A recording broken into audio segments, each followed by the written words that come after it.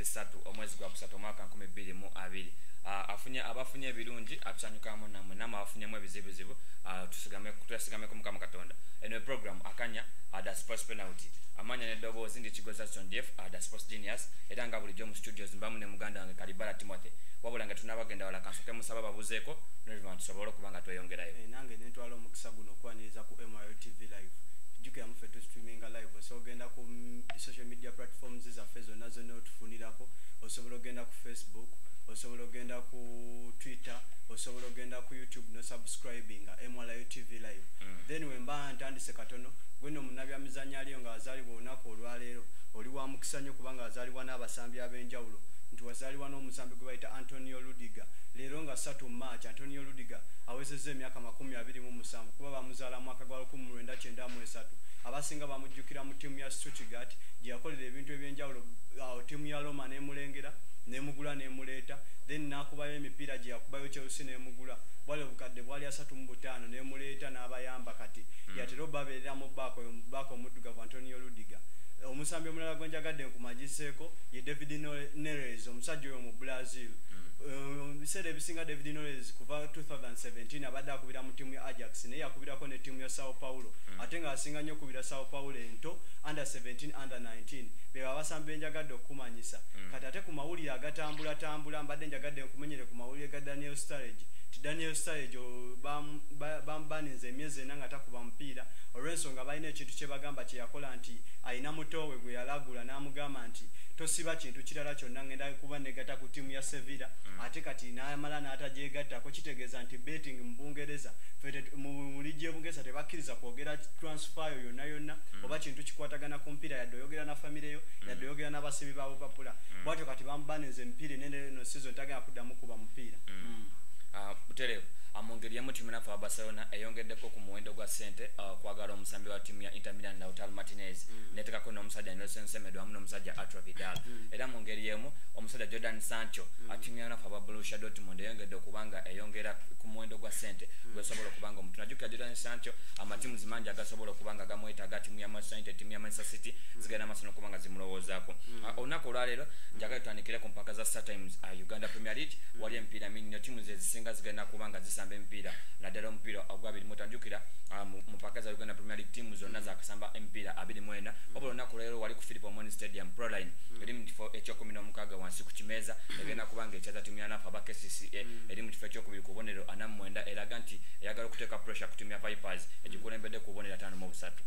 oba otunuulidde omupiira gwa Proline ne KCCA nti bagenda babasisinkana nga tujjukira first leg nti n'omupiira gwali gwa goal 4-0 nga KCCA ekuba oba ogenda tunulira KCCA n'abasambi abatagenda beerawo naddala Musa Ramadan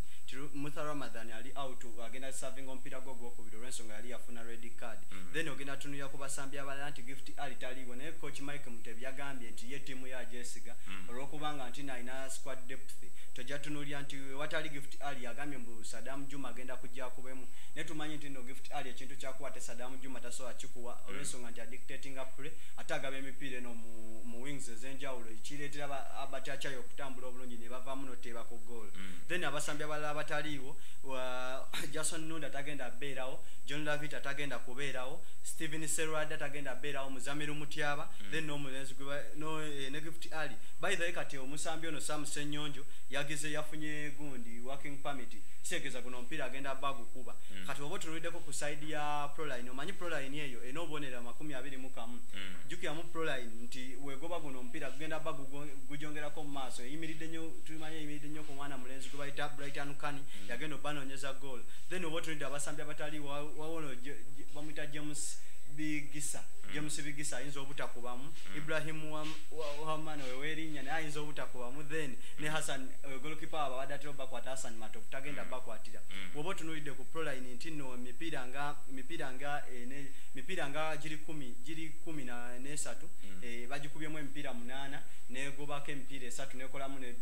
draw those bid kitegeeza kinti no botunide KCCA kibuzibu nnyo okugenda proline awo naddala yadde bonna bakyayiza ku Philip Omondi Stadium ogirumbe wakawayo negikuba ate kati n'abawagizi abagenda obbeerawo Coach Michael Mutebi alina kyagoba nti amanyi nti no wabakubye guno omupiira kitegeeza nti no Vipers egenda be musinga kabonero kamu gyo mbalina obonero 49 kati baba bayagala bagende ku bone 52 ate nga Vipers tugimanyi sawa zino era obonero 53 ngera nze mu kulaba okwanga omupiira ogwo nyizo guwa KCCA eyinzo gugoba timu yatandikawo mu 1963 tawera nti timu yanafu ba pro ne basobodo kubanga bazake bali omutendesi Abeka Mbowa oluvano performance ya timu eno butaba nungi omupiira omulago tuno nako olwalero asawa 10 gwenda kubali ku The Might Arena ejinja tunafa aba Busoga United egenda ba etunkane timu nafa aba Chetume jukira nti Busoga eri mfo kyakutana obonero abuli 39 egenda betunkane Chetume eri mu kifo ekyomwenda ku obonero 30 obo tunulide ku obogenze Busoga naddala ku kisayi kya yecho besiganye omwana mlezi gweta David Bagole tumanyi ki performance jagenda okuletera nti ate n'abasambi omanyi wansi w'obutendesi wa gwaita Abech Komeko bw'kyabagoboli coach yaliwo kati Abech Komeko abadde akwasiganyiza bulungi timu ya Busoga United nga obeera tunulide nti ne George Kasonko yakomyewo abadde atera bakubira abakwatira nnyo mu midfield then ne defender abwe gwaita Douglas Muganga nti wabeera yakomyewo kitegeeza nti defense yabwe egenda beeteredde bulungi obeera tunulide nti no mipiira esatu egisembyewo babadde bali bakuba bukubi bantu then obo tunulide Chetume egenze mipiira gibadde ena etebyemu goals musanvu kitegeeza nti Robert Sentongo Vincent Kaizo omulimu gwe bakola gwanjawulo gwa tendo nnyo era beetaaga kola ki kugira kati balina omusambi wabwe gwe bayita Nasasira ayinza obutabaawo then Mugabi bagamba mbuna ayinza obba yakomyewo kitegeeza nti bagenda babongera ku squad depth n'amaanyi ku kisaawe omanyi tiimu eno eyagala okwewala relegation omanyi kati webeekubye guno omupiira ebegenda kubone 33 ne Busoga form gyeriko esobola okuba Chetume golo nga 3-1 ate n'abawagizi omanyi nti n'abaana b'essomero babeerawo ku jjinja awo ne bakuba endulo ey'enjawulo kitegeeza Busoga ebeera ne gundi okutwala omupiira ogwo amawulire gatulina olunaku olwaleero era omuzanyi omuddusi Joshua Cheptegei yasobodde okubanga wangula empaka za Whisper Awards ez'omwezi oguwedde munabyamizanyo yasinze banabyamizanyo banne omwezi oguwedde jjukira Cheptegei ono yagala namenyawo likodi mu ggwanga erya Bufaransa wali mu kibuga Monaco era Cheptegei nzijukira Cheptegei ono bwe yasooka okutumalamu amaanyi ffenna Abannayuganda mu misinde egyali ekoolo bwe yali ng'akulembedde abasajja wabula ndowooza n'afunamu ekintu ekyamukwata mu lubuto ne tugamba otajja mmalako wabula okuva Cheptegei agenze aleeta emidaala egya zaabu ejenjawulo Cheptegei yasobodde okubanga awangula ekirabo ekyo labadde lunaku lwaggulu muganange simanyi oba olina ekirala kyosobola okubanga oyongera ku musajja Joshua Cheptegei Joshua Cheptegei baali bawaana nnyo kiprotiki naye Joshua Cheptegei alina ekintu kye bayita consistency nti buli gundi gye yeetabamu agezaako teekawo omutindo gw'enjawulo twali twakalaba nti yakava breaking records ezibeera yaze setting ate nazi breaking twali tumanyi nnyo Abannakenya nga be basinga otutwalaganya mu kintu ky'emisinde then nga tutunuyako ne ku Ethiopia ne kati Uganda erina ekintu kyetandise okuleetawo omanyi ekisinga tutawanya neno kye bayita facilities wawo we bali bazimba ekisaawe eyo side eyo waggulu eyo nadaba Joshua Cheptegei gye bava eyo mu Soroti biki side eyo gye bali bazimba ekisaawe ky'abaddusi omanyi Kenya we tukubira nti abaddusi babe balina ebisaawe kwe baddukira ebirungi kati ate Joshua Cheptegei naye atera okugenda neyesolosako n'agendako mu nsozi z'e Kenya n'adduka ku nsozi kye kimufuula nti olumu alinyisa performance naye Joshua Cheptegei musanyukirako nnyo era byakola bimugwa n'olwensonga abeera soul omanyi kibayita soul kubeera wekka n'okwatirira eggwanga omuntu omu kitegeeze omulimu gwakola gwa tendo nnyo era mwebaza nnyo ku bintu byatukoledde wano mu ggwanga tukuyozaza Joshua Cheptegei olwokubanga wangudde ekirabo ekyo tiimu y'abanaffe aba Cranes abagenda mu mpaka za Chani batandise okubanga batraininga olunaku olw'eggulo batraininga ku Cambridge ebutabika simanyi oba olaba otya Cranes eno nga yatandikidde ddala okubanga etraining omutendesi Jonathan McKinstry agamba abasambi be abalaba balina potential balina bidi esobola okubanga bateekawo embeera ey'enjawulo naddala nga bali mu kibinja ekiri mu Morocco eggwanga erya Togo n'eggwanga erya Rwanda wali mu mpaka za Chani agamba yesizeeko abasambi agenda kujjako abasambi 23 talina saidi yonna gyagenda kwekubira nga alonda abasambi bano wabula omutindo omusajja gwagenda obbanga ataddewo gwegenda omweyimira okubanga mutwala mpaka za Chani manyi tugenda kuba tulaba Chani ono nti Uganda buli Chani abaddewo tubadde tumwetabamu n'omwaka egiwedde twaliyo nti no kitegeeza mbune edition esembyeyo twaliyo kati neno gye tuli nti bukya Chani atandika Uganda tugezezaako teekawo performance ate nga kyekintu ekyenjawulo nti yadde tetuva mu kibinja naye tuba twetabyemu nti tiimu ntono nnyo teziwera nawera kuba nzijukiranga Morocco nayo ya jone emirundi egiriwa mwetabyemu ne timu zendala teziwera nnyingi nekitegeeza nti obuzibu butulina mu CHAN eno nti ng'ogyeko DR Congo yakamutwala emirundi ebiri nti timu ezisinga otwala CHAN zitera kuva ku West Africa mune zitera kuva ku North Africa kitegeeza nti olwaligi yaabwe ennungi nti oba otunuulidde abasambi abannayuganda bonna abasinga twabalabye nga baddukira mu North Africa kati oba olabye Morocco nti mweri erina zitiimu ez'enjawulo ze Esperance Wydad Casablanca then ojja otunuulire ne ku tiimu nga za Algeria tiimu ez'amaanyi bwe ziba mwezi kitegeeza nti bwe tuba tuvudde mu kibinja kye kintu ekyenjawulo kye tuyinza okukola era kye kigenda otusanyusa nnyo nti tuveeko mu kibinja afadhali tugendeko ku round of 16 nga twakola mu ki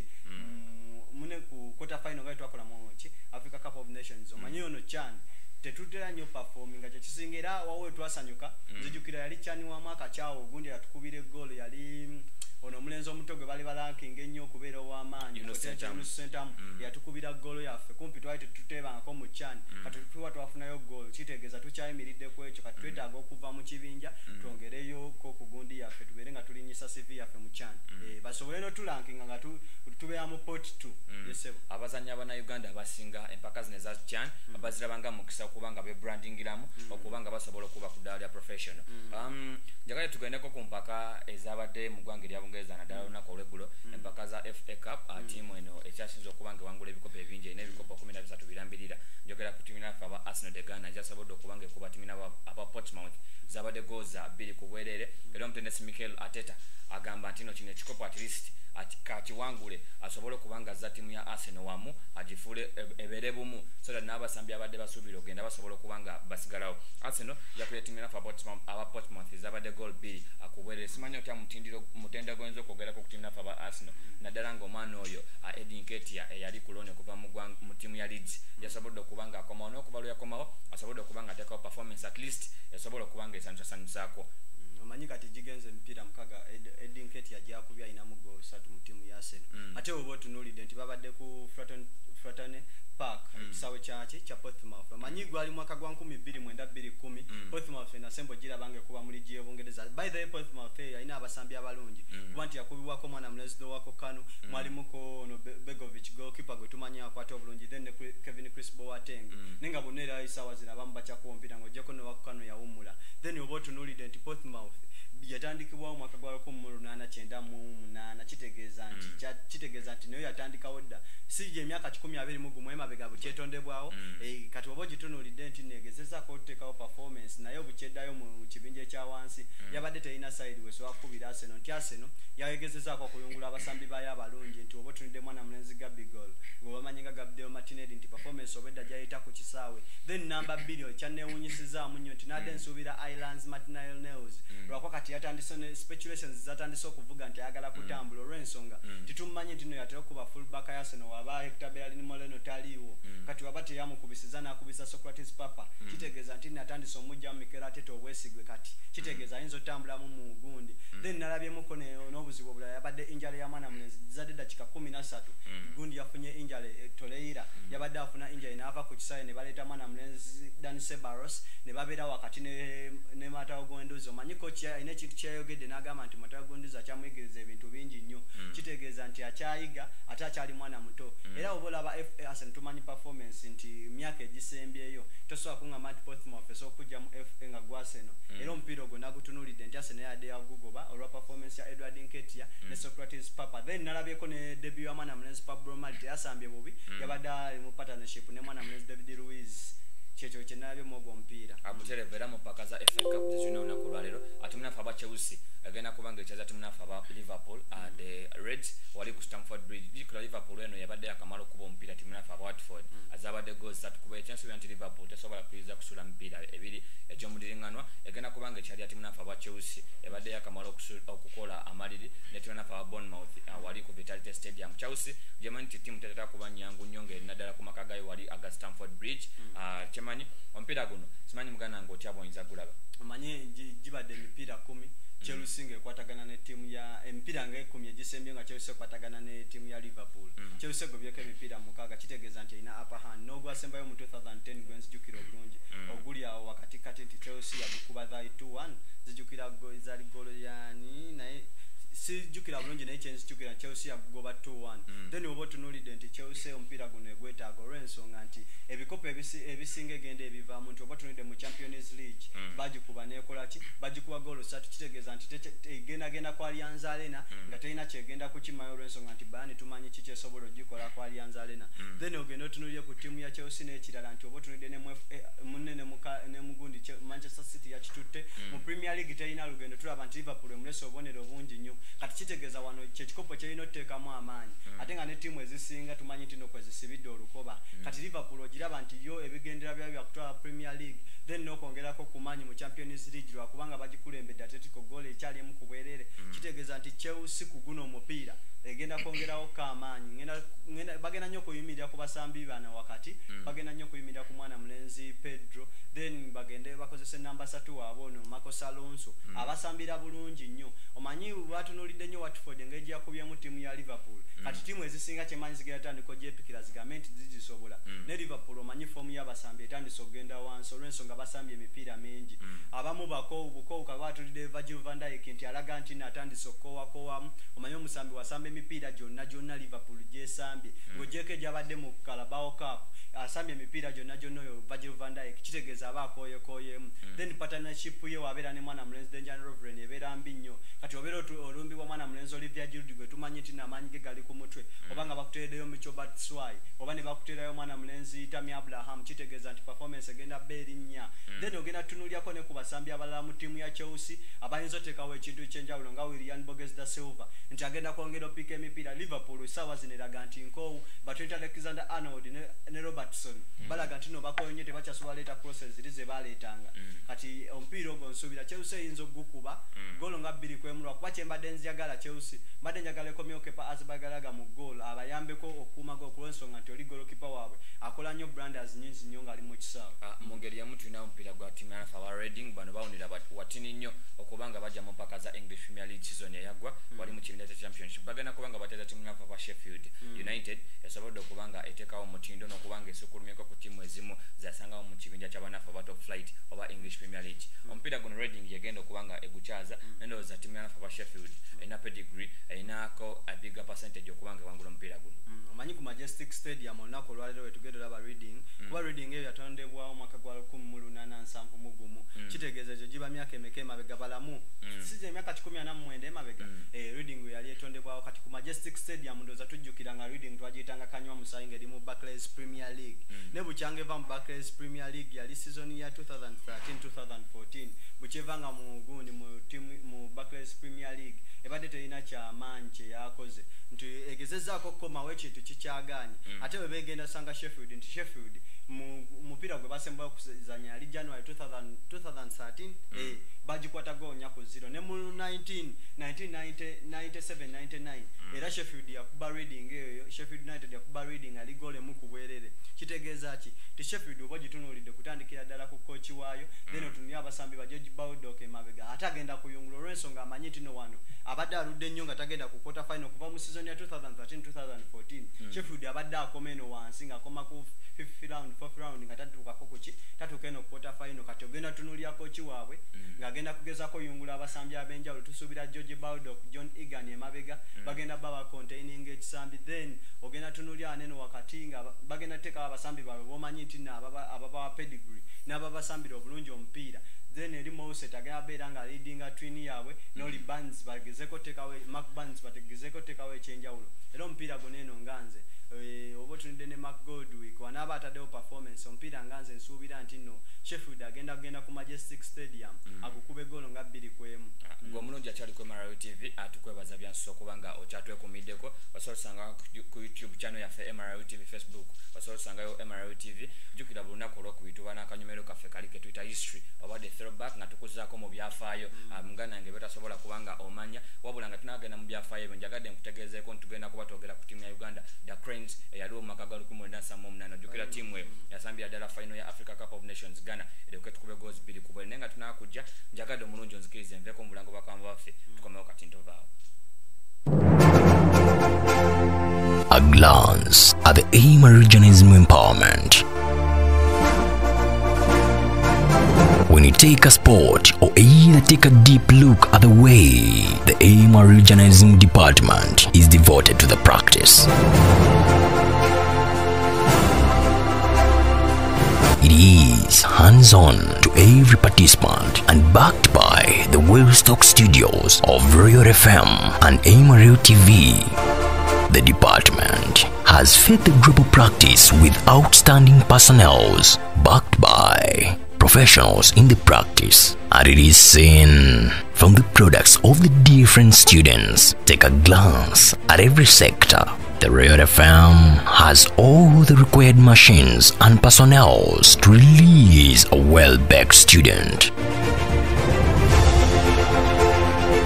The Amarillo TV now has some of the most competitive programs in the media world.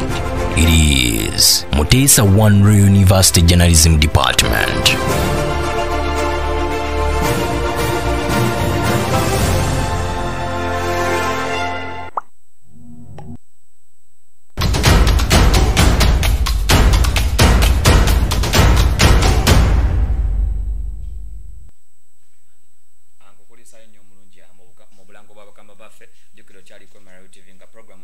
Sports penalty etekwa musente banafa Mutesa One Royal University bagamba leto mwizi afune hands-on training yagala masomo ga business amasomo ga byankula akulana amasomero gachi janku Mutesa One Royal University so sanga katawira fe akakeka mengo netumba Masaka watugende mukumbula mu kwabakama bafe amugana ntwaye tugenda tubategeza tugenda kogera ku timu ya Gwanga da Cranes eyoluku mulenda nsamu munana yaletendeko omusajja coach Oki ngaina abasajja ngaba Jimmy Chirunda Paul Sale yali goalkeeper atwa mu Lwanga omugenzi Moses Sereko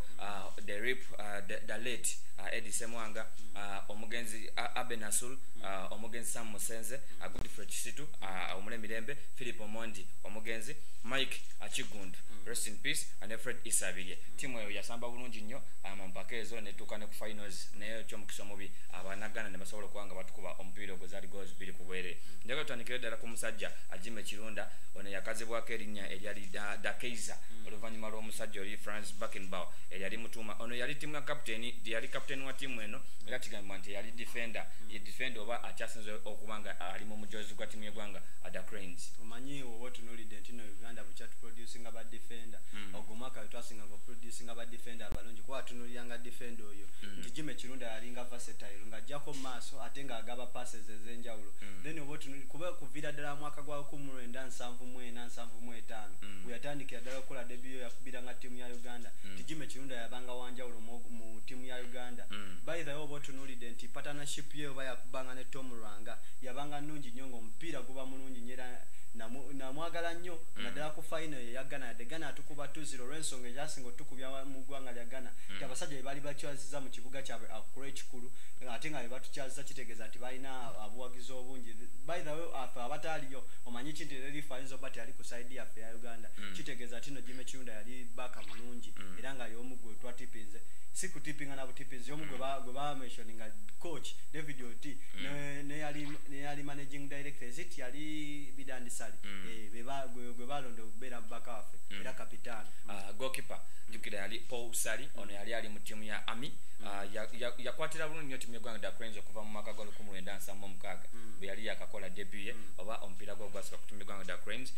era n'agiyambako n'okubanga ewangula empaka za Sekafa Senior Challenge Cup mu mwaka ogwo gwennyini omanyi goalkeeper y'omu ku ba goalkeeper bayita ba shot stoppers era y'omu ku ba goalkeeper lwakuba yagenda myaka gino egisembya ade yetaba nnyo mu byobufuzi naye Paul Sali waba kumenyera ba goalkeeper abasatu abakyasinza okukwatira Uganda tomubuusa maaso nti n'ekintu kyakola by the way kati omuntu ayinza oyingira mu kalibaye David Onyango yennyini yayinza oyingirako mu kalibaye nti ekintu kyeyakolanga nti yastoppinga nga shot zezewala ate nga commandinga bulungi defense ye era kyovola abakochi yamulowoozaako ku ba goalkeeper abaliwo ab'enjawulo n'amukwasa goal kogo omupiira wa Uganda gwe yakubwa goal 2 ku bwereere omusajja omulala yakubanga mu kisenge awo yali omusajja Tom Lwanga ono yali akuba ne Jimmy Kirunda mu kisenge era nga yatandika okuba ku timu y'eggwanga The Cranes kwali mwaka gwa 1975 yakubangawo bulungi nnyo naye simanyi kikyenjalo kyenza kwogera ku musajja ono Tom Lwanga manyi Tom Lwanga alina ne mutabani we by the way nti no kasaa zino naye akuba omupiira nti oba tunulidde ku ngeri gyeyasambangamo omupiira nti Jimmy Chirunda yatambulanga ogenda otomera ku makona nti Tom Lwanga yasigalangawo nawa defense cover fe kituyita defense cover segera kati ate nga oba otunuulidde nti nengeji yakiri yalingangamu empiira yalinga mulungi nnyo olumanya okuba omupiira ssebo yadde ttiimu tezabanga nnyingi nnyo tuuka ku finals tekyaba kyangu kuba ttiimu ze twajjamu nga Nigeria ze twakuba zi DRC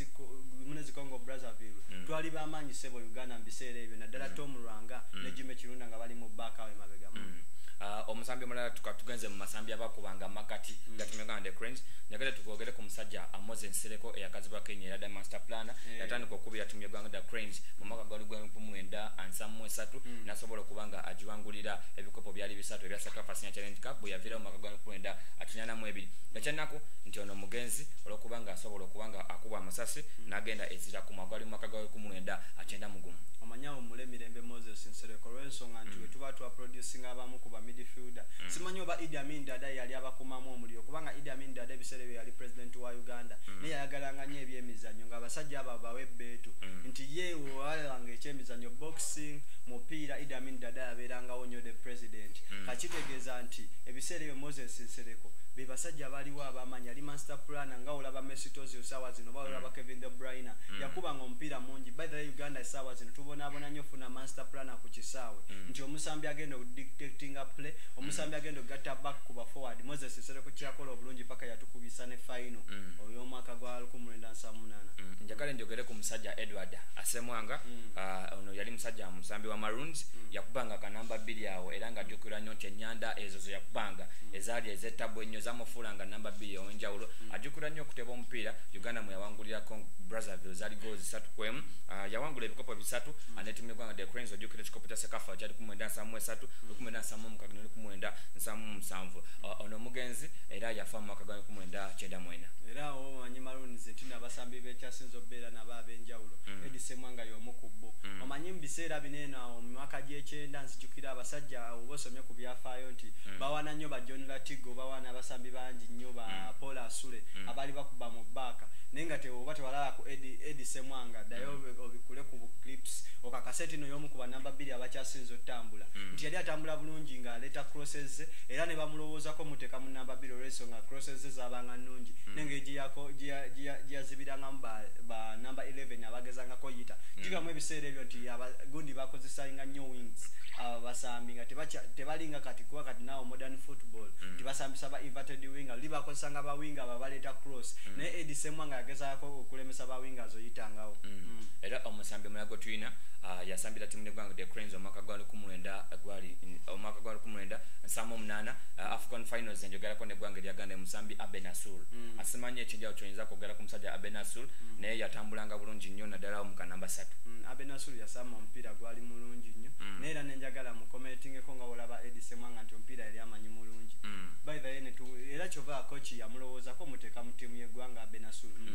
njagadde twogere mangu ku musajja Sam Musenze omugenzi Sam Musenze naye teyasambanga bubi by the way oba otunuulidde ku basajja aboogera ku history boogera nnyo ku Sam Musenze tino yabayambanga nnyo kuba omupiira era kitegeeza tino balina omuteeka mueyo mu midikwa yakubanga midi Sam Musenze kitegeeza ti yalina obayambangako omukuba midfield yaabo abutere wamu n'omusajja Godfrey Kisitu yali muzira fumbe munnange asimanyi kyanjalo kyoyinza kubanga omujjukirako omusajja yali mu tiimu eyo ye tukyatutte nti ekyasinza okukola ebyafaayo ku luka lwa Afrika ne Godfrey Kisitu yasamba bulungi kuba olw'obufunda bw'obudde nti tujja ba tubikumenyeramenyamu ku Facebook pages zaffe osobola otukeberako katumaleyo pozi kanjogere tugakwogera ku Philip Omondi olw'obufunda bw'obudde kuba twagala kudduka kuva wamu njagala tumalirize naye nga njagala tusembye omusajja Philip Omondi fena gwe tujjukira obulungi naye tunaamugendako njagala twogere ku musajja Michael Kiganda wamu ne Fred Isabire bakuba bulungi ne Michael Kiganda kubanga be baliikirizanga nnyo Philip Omondi n'avaamu nga y'omu ku ba top scorer yakuba goals ali 3 ti Philip Omondi nzijjukira nnyo mbu yali asulawo omulago naye nga ye atambula saawa zayagala manya abayaye balinga nnyawo emulago naye ng'oyita emulagawo ng'olina obbanga oli wanjawulo kitegeeza nti omuntu yayitangawo nga tebamukwatako yabanga wanjawulo era yo Philip Omondi yayitangawo nga teri amukutteko kitegeeza nti performance gye yaleetanga ku kisaawe yabanga yanjawulo naddala ng'ali ne mu ttiimu ya council kitegeeza nti Uganda kyekyagirobeera n'okutuuka ku finals golo ze zaali 3 zakuba mu eyo tournament omulungi ali ku MRU TV akwe kanyomero kaffe bw'obeera ku Mario TV oba otambula n'okumanya ku lw'obufunda bw'obudde mujja sobosa mwabayagala okumanya ebisinga ojja ku Facebook page zaffe kikozesa Son Jeff oba Kalibala Timothy Timo mu bigambo bye ebisembe mbadde nsaba osibule omulungi atwe Mario TV omanyi obeeranga osibula osooka ne weebaza ku bantu abataddemu ssente nti no Mutesa University then njagala nebazaako ng'abasajja abali ku production eri tujja tunuyankopye nti nabaddeyo ne Waswa Hassan abadde ku camera then Jesse naye abeerawo mpola nga kalabalaba program eno director wekityo kakati njagala nnyo abaagala kumufollowingako ku Facebook page yange Kalibala Timothy oba Timo Tekino Uganda then osobola ogenda ku Twitter mbeerako Instagram kwendi then oweagala ebisingawo byonna osobola okunkonako ku note 32 sigadde nze Kalibala Timothy salute buli lunaku lwakusatu tuba n'omugenyi ow'enjawulo gwe tuweta nga twogera naddala mu seno ey'ebyemizannyo